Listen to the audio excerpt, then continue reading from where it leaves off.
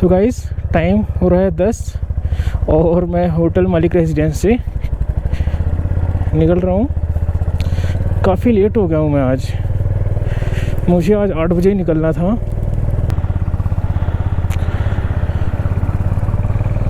There are two things that I have problem with. First कि charging काम नहीं कर रही बाइक की। पावर बैंक लिया था वो भी काम नहीं कर रहा। तो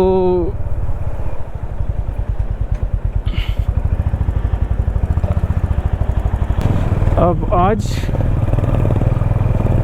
नुब्रा वैली पहुंचना है। ये 4 घंटे 34 मिनट बता रहा है, 157 किलोमीटर। पहुंच तो जाएंगे, पहुंचने में कोई दिक्कत नहीं है, बट जो रिकॉर्डिंग है आज और फोटोग्राफी वगैरह मुझे नहीं लगता बहुत आज हो पाएगी। तो मैं यहाँ के बाद से अब सीधा जो रिकॉर्डिंग करूँगा वो खारदुंगला पहुँचकर।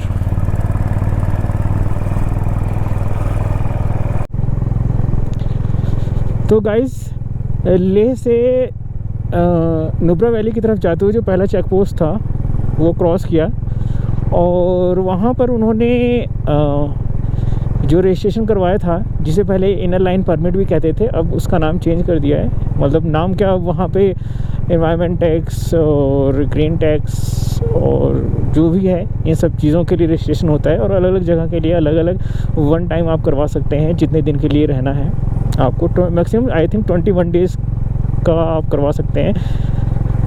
तो इस टाइम पीरियड के लिए मैंने पहले करवा रखा था। तो यहाँ वो परमिट या वो स्लिप चेक हुई, ऑनलाइन PDF में थी, उससे काम चल गया। उसी के सामने एक पेट्रोल पंप भी है और वो पेट्रोल पंप जो है मैंने सोचा शायद लास्ट हो, इसके बाद कोई पेट्रोल पंप नहीं मिलेगा। लेकिन वहाँ पूछने पे उन्होंने बताया कि आगे डिस्ट्रिक्ट में आपको पेट्रोल पंप मिल जाएगा। तो it is kind of relief, क्योंकि कल मैंने पेट्रोल पंप फुल करवाया था बट शाम को मैं काफ़ी लगभग 8-10 किलोमीटर मूव कर गया। तो मैंने सोचा शायद यहाँ फुल करवा लूँ, जो भी खाली हुआ होगा तो सही रहेगा। लेकिन जब उस भाई ने बताया कि यहाँ पे मिल जाएगा तो फिर कुछ टेंशन कम हुई। दूसरी चीज़ कि मेरे पास अभी कैश बहुत ही कम है। होटल वाले को भी या जहाँ स्टे करूँगा उसको भी पे करना होगा, वो शायद कार्ड वगैरह एक्सेप्ट ना करे। तो मैं उम्मीद करता हूँ कि आगे जो पेट्रोल पंप होगा वो कार्ड वगैरह एक्सेप्ट करे। और जो भी चीज़ें थोड़ी दिक्कत लग रही थी वो अभी नहीं है, बट चार्जिंग का इशू है अभी भी। इसके बाद ये जो वैलीज़ है आप देख सकते हैं, नज़ारे बिल्कुल ऑसम है, देखने लायक। और हम इसी का मज़ा लेते हुए तब तक चलते हैं और फिर खारदुंगला पहुंचने पर फिर आपसे मिलते हैं। वो जो रास्ता दिखाई दे रहा है ना, वो जो लाइन सी वाइट और वाइट के बाद एक लाइन सी जा रही है, आई थिंक वही रास्ता है जहाँ से होते हुए जाना है। And that is awesome.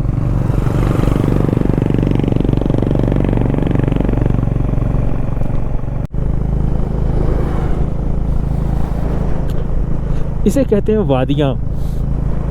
सोच रहा था कि खारदुंगला पहुँचने के बाद ही कोई वीडियो बनाऊंगा, लेकिन व्यू इतना अच्छा है ना, नज़ारे इतने अच्छे हैं कि रहा नहीं गया। पता नहीं कब ये नज़ारे देखने को मिले, तो इसलिए फिर से वीडियो बना ही रहे हैं।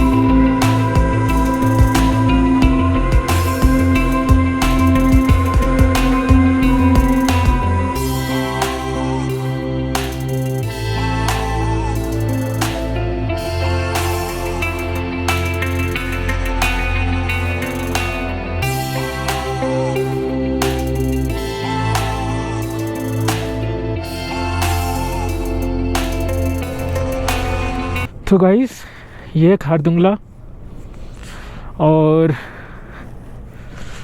मैं यहाँ आ चुका हूँ और काफ़ी हाइट है।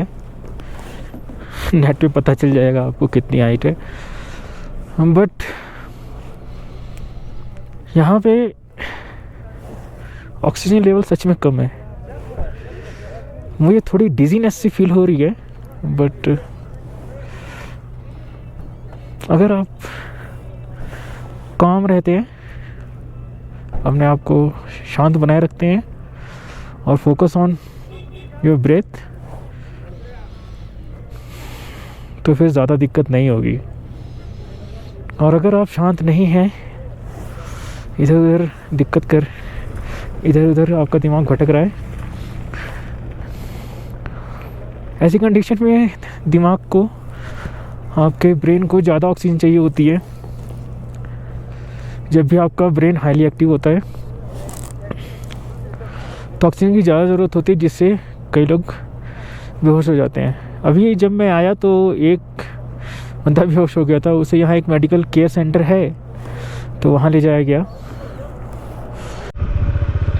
तो गाइस खारदुंगला से मैं निकल चुका हूँ, 1 बज रहे हैं और नुब्रा वैली आई थिंक यहाँ से अभी 100 किलोमीटर दूर होगा। और जो रास्ता है यहाँ पर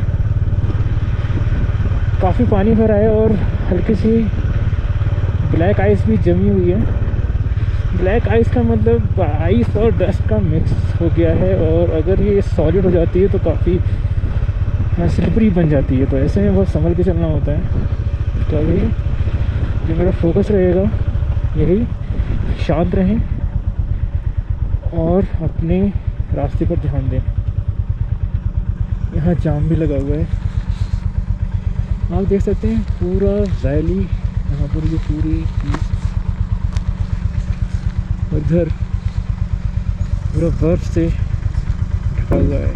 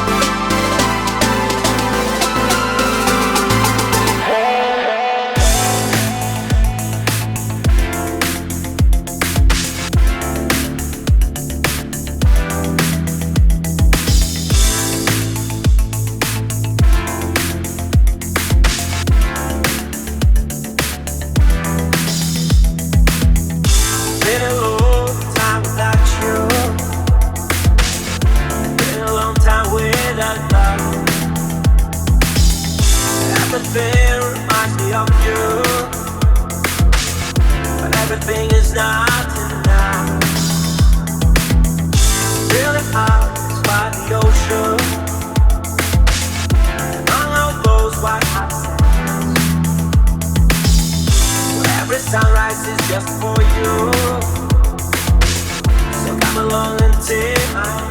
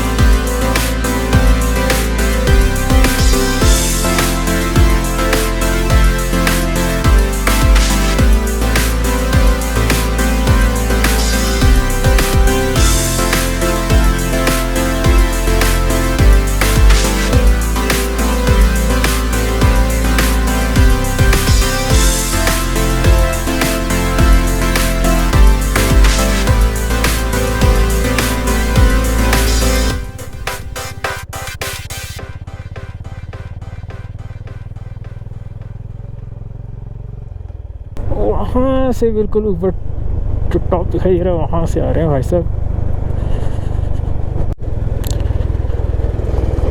खारदुंगला से जब आगे बढ़ते हैं तो नॉर्थ कुल्लू पड़ता है। नॉर्थ कुल्लू से 2-4 किलोमीटर जब आगे तक चलते हैं तो रोड तब तो बहुत सही है। उसके बाद यहाँ पर ये रोड अंडर कंस्ट्रक्शन है आई थिंक, और यहाँ पे ये काम चल रहा है और ऑफ रोडिंग टाइप का ये रास्ता है। तो वैसे ये रास्ता इतना बुरा भी नहीं है, ऑफ रोडिंग करने वालों के लिए तो ये मक्खन ही लगेगा। अगर देखा जाए स्पीति का रास्ता, तो स्पीति तो प्योर ऑफ रोड है और वो मच मोर डिफ़िकल्ट है इन सब रास्तों से। वहाँ वाटर क्रॉसिंग भी है और कई सारे एडवेंचर है वहाँ पर। तो यहाँ ये रास्ता उबड़ खाबड़ है, आराम से चलेंगे, कोई दिक्कत नहीं रहेगी। छोटी वाली गिट्टियाँ बिछी हुई है यहाँ पर।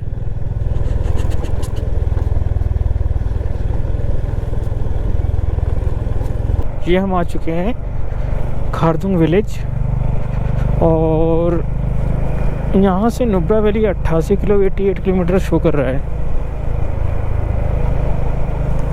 मुझे तो लगता नहीं कि मुझे वहाँ तक जाने की ज़रूरत है, क्योंकि वो शायद मैप में घुमा के लेके कहीं वैली में दिखाता है ना।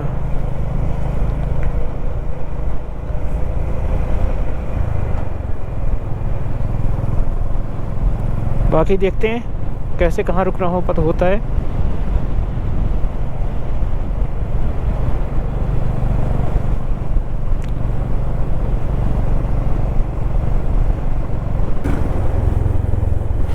श्योक रिवर है ये साइड में, अभी आपको दिख जाएगा। और इस तरफ जो पत्थरों का जो पहाड़ का कलर है पूरा रेड है, रेड स्टोन है।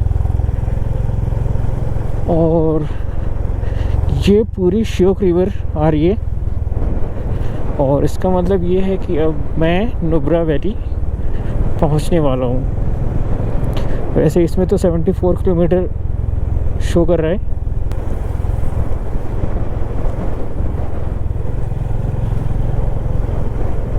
पीछे कुछ कैफ़े रेस्टोरेंट वगैरह थे तो वहाँ पर बोर्ड लगा हुआ था Nubra valley, welcomes to Nubra valley restaurant वगैरह। तो थोड़ा सा एक आइडिया हो जाता है कि हाँ मतलब हम नियर बाई में ही हैं लगभग। यहाँ मैप में अभी ये लगभग 60 किलोमीटर दिखा रहा है, 59 किलोमीटर। तो इसका मतलब है तो हम नुब्रा वैली में ही, बट ये मैप मुझे जहाँ लेके जाना चाहता है वो थोड़ा सा भी दूर है। यहाँ से सुमूर 15 किलोमीटर। देखता हूँ वहाँ पर कुछ रहने की जगह मिलती है नहीं, वरना वहाँ आज स्टे करते हैं। आज मेरा कोई होटल लेने का मन नहीं है, कोई होम स्टे मिलता है तो ज़्यादा बेटर है।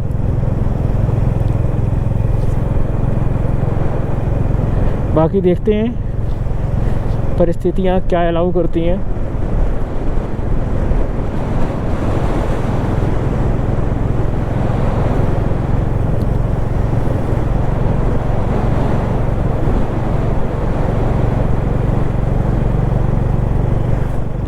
बीच बीच में ऐसे गाड़ियाँ आ जाती हैं तो ऐसा लगता है कि हाँ चलो मैं अकेला इस रोड पे नहीं हूँ। वरना ऐसा लगता है कहाँ जा रहा हूँ।